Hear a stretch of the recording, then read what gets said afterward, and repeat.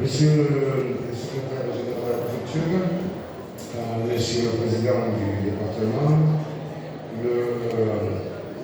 madame la conseillère régionale représentant la présidente de la région, le secrétaire chargé des époques, monsieur le député, mesdames, messieurs les sénateurs présents dans la salle, mon cher ami, maire de la représentant de la métropole, mesdames, messieurs, on prend des qualités, forcément je vais oublier un certain nombre de personnes.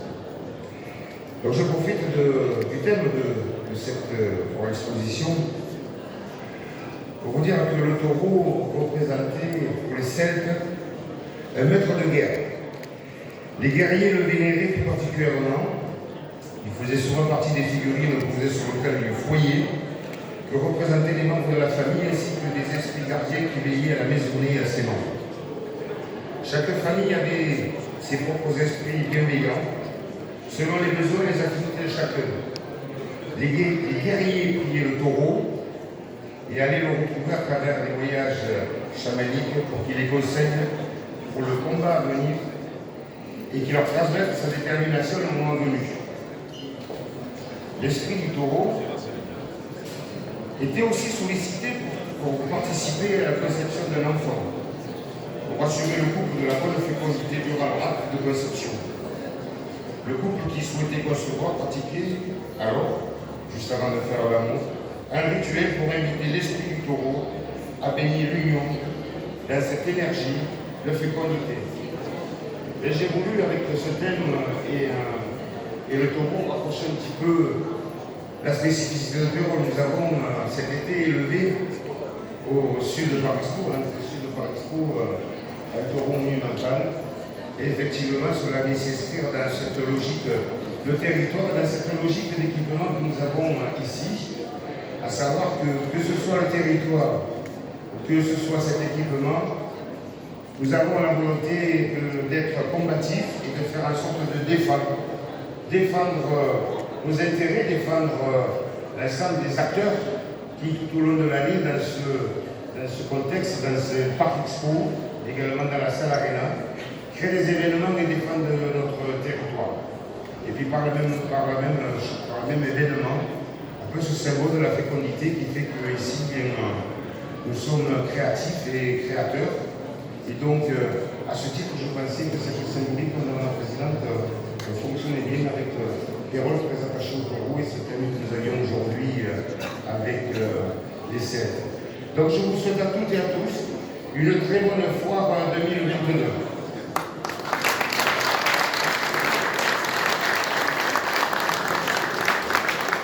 Merci, M. Rigaud. La parole à présent M. Cyril Meunier, vice-président de l'employé de la métropole, dédié au tourisme, à l'activité et au congrès qui représente aujourd'hui le président de la force intégrale de Montpellier. Vous êtes également conseiller départemental, M. Merlin. Bon, chers amis, bonjour à vous tous.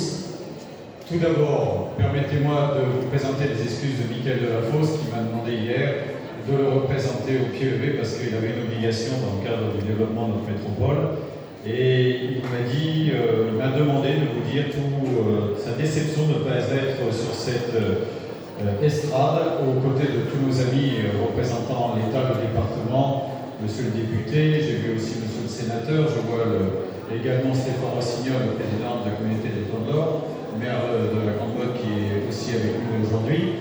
Et vous tous pour inaugurer cette foire de Montpellier dans ce beau parc exposition qui est, et vous le savez, géré par la région Languedoc-Roussillon. Et je remercierai jamais assez au nom de la métropole la région Languedoc-Roussillon et sa présidente Carole Delia, Languedoc-Roussillon, Occitanie. Mais oui, tu sais, quand tu mets les vieux comme moi, il y a un problème de mémoire. Surtout qu'en ce moment, je suis en train de gérer le mémoire de mon papa et c'est un peu compliqué. Hier, quand je suis arrivé à la maison de retraite, j'étais le monsieur qui accueille. Donc, je perds un peu les bases ces derniers temps. Mais ça c'est une affaire personnelle. Donc, je vous prie d'excuser, c'est vrai, c'est pas la Languedoc-Roussillon, c'est l'Occitanie. Et c'en est d'autant plus remarquable. C'est d'autant plus remarquable qu'à l'échelle de l'Occitanie, 13 départements, eh bien, il y a un engagement aussi fort de la région d'Occitanie et de Caroline sur cette voie. Alors, vous le savez, on a cette dynamique à Montpellier, à la métropole de Montpellier, qui fait qu'aujourd'hui, au niveau de Montpellier-Vence, que j'ai le plaisir de présider, eh bien, nous avons un quorum qui est archi complet dans les mois qui viennent et un Zénith qui fonctionne avec une dynamique encore plus grande que celle qu'on avait avant ces années Covid qui nous ont fait tant souffrir dans le secteur de l'événementiel, dans le secteur du spectacle, dans toutes les activités qui nous permettent aux uns et aux autres de nous retrouver.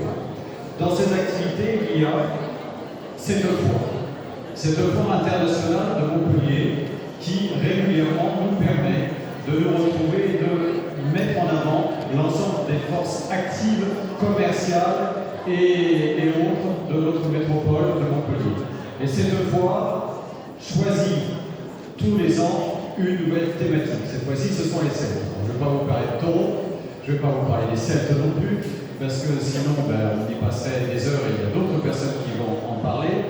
Mais je pense qu'il est important que nous ayons cette ouverture internationale à chaque fois sur cette foire. Et je remercie Sélectionner l'ensemble de ces équipes d'Occitanie Events qui remplissent cette tâche avec toujours énormément de professionnalisme et de talent et qui nous permettent de nous retrouver et de mettre en avant l'ensemble des forces de notre territoire. Alors, la métropole de Montpellier est à vos côtés. Elle vous remercie une fois de plus à vous tous de votre engagement. Et je vous souhaite à tous une très bonne foire internationale 2022.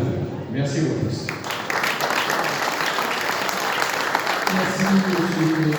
La parole est à Mme Thérèse Mercier, présidente de la SITL Occitanie Events, ancienne régionale de la région Occitanie, puis Méditerranée, et qui représente aujourd'hui la présidente Caroline.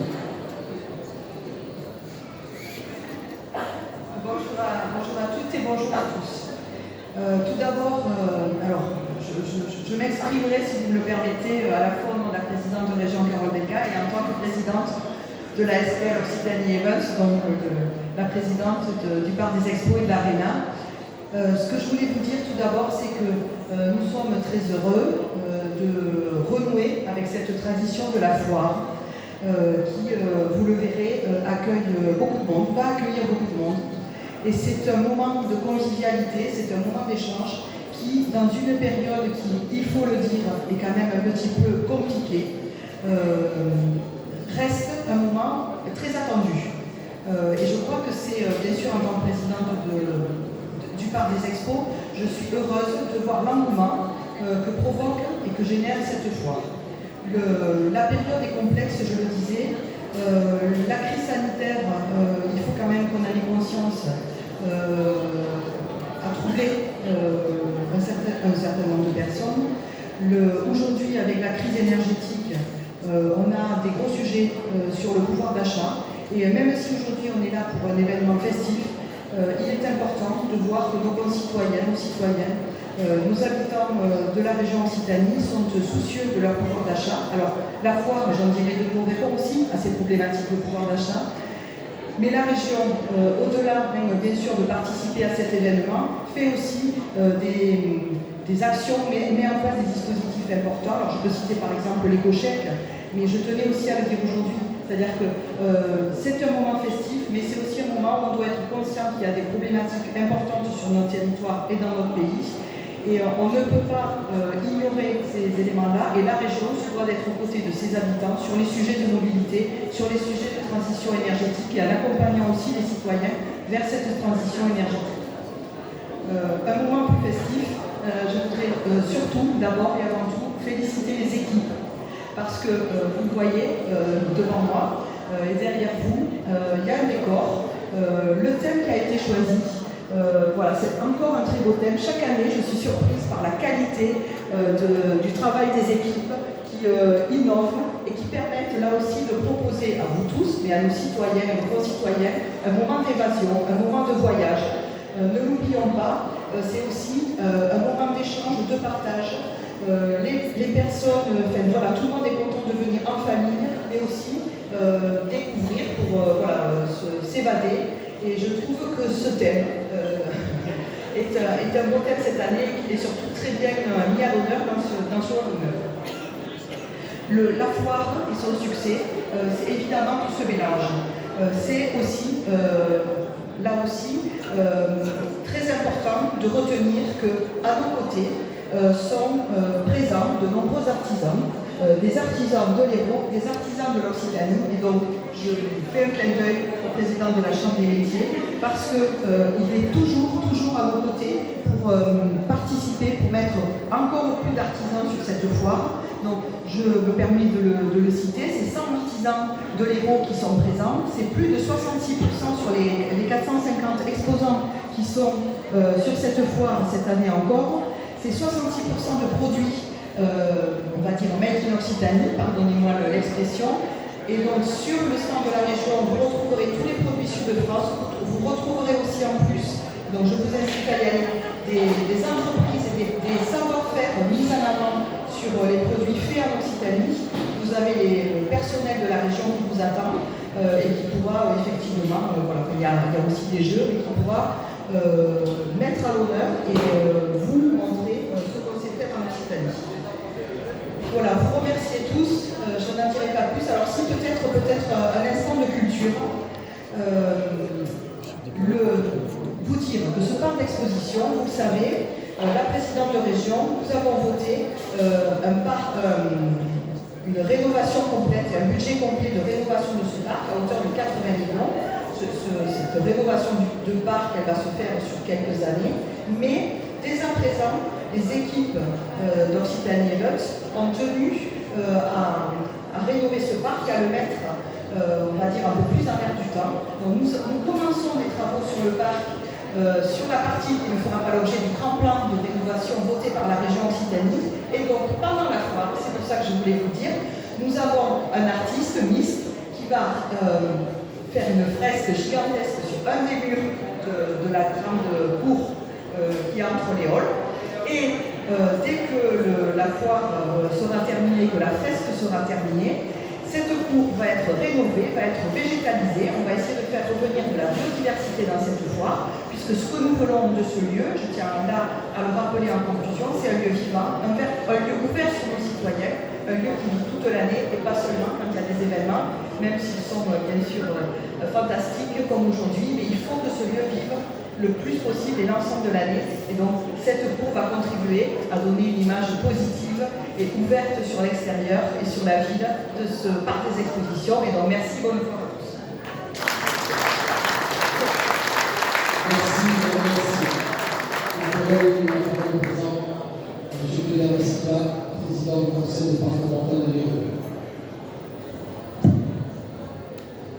Monsieur le secrétaire général, heureux de vous avoir à nos côtés. Mesdames et messieurs les élus, nous sommes tous nombreux, des maires, des présidents d'intercommunauté, des parlementaires, messieurs les représentants des chambres consulaires, mesdames et messieurs, chers amis, dans cette formule familière, chacun se retrouvera dans ses fonctions et qualités respectives. Aujourd'hui, c'est un grand moment qu'on vit chaque année avec l'ouverture de la foire internationale.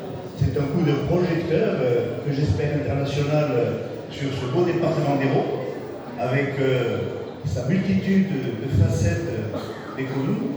Et monsieur le maire de Pérol, comme vous avez dit tout à l'heure, combien il était attaché au symbole du taureau. Et on est aussi dans le pays de la bouville, parce que le taureau donne un peu une image d'un fonceur, d'un défenseur, alors que la bouville, c'est aussi un sport avec quelques élégances.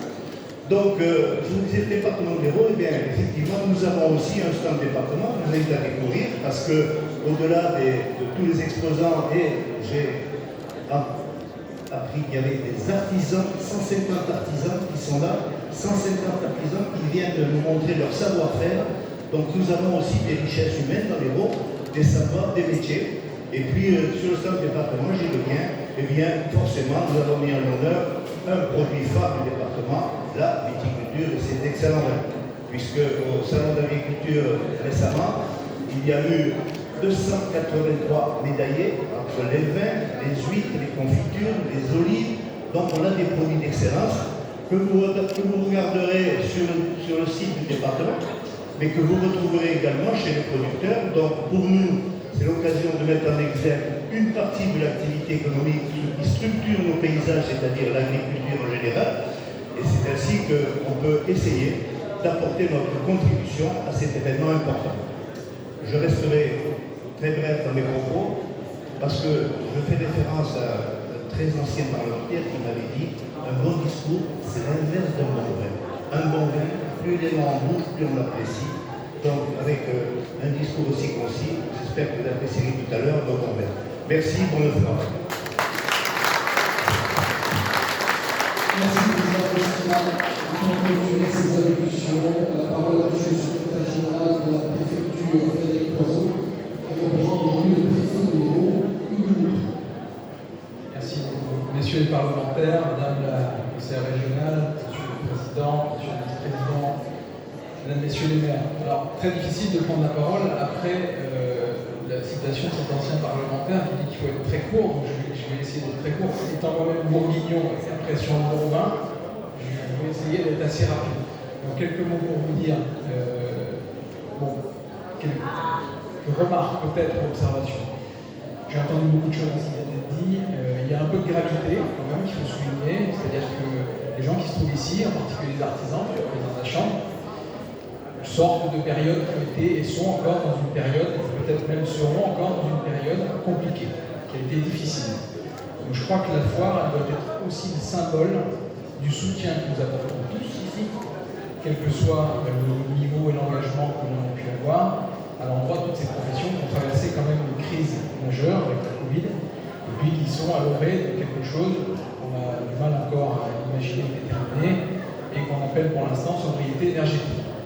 Donc, cette foire, c'est aussi l'occasion de rappeler que s'il y a eu des périodes de gravité, ces périodes-là, nous les avons accompagnées. Il faudrait que je rappelle que les dispositifs d'État, le fonds de soutien, le fonds de solidarité, la prime Rénov', je ne le fais pas, parce que je serai court, et l'État essaie d'être à la hauteur. D'ailleurs, je crois qu'en instant, ce matin, à la fois aussi, pour rappeler quels ont été nos engagements en matière de protection des populations, notamment ici, s'agissant de la lutte contre l'incendie et aussi les inondations.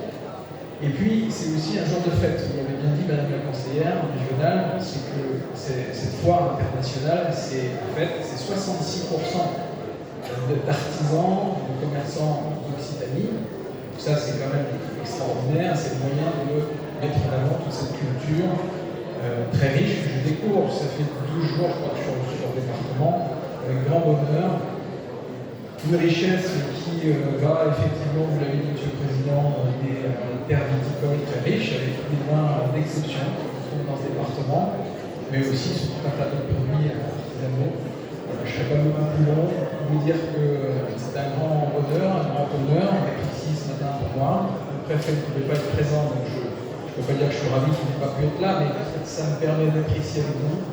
J'en suis très heureux. Merci beaucoup. Bonne soirée à tous et à très bientôt.